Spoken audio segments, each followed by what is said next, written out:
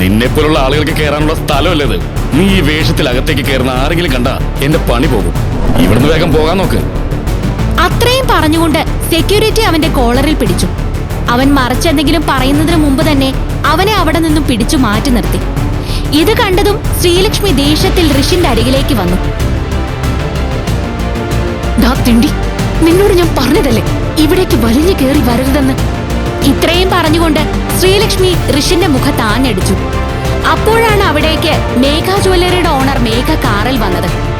അവരെ കണ്ടപ്പോഴേക്കും അവിടെ നിന്നവരെല്ലാം സന്തുഷ്ടരായി.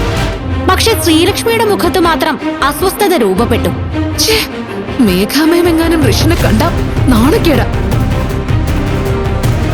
Hi Rishan sir, നിങ്ങൾ ഇന്ത്യയിലെ തന്നെ വലിയ കോടീശ്വരന്മാരിൽ ഒരാളല്ലേ? നിങ്ങൾ എന്റെ ഈ ചെറിയ കടയുടെ ഉദ്ഘാടനത്തിന് വരുമെന്ന് ഞാൻ ഒരിക്കലും കരുതിയില്ല. വന്നതില് ഒരുപാട് നന്ദിയുണ്ട് സർ.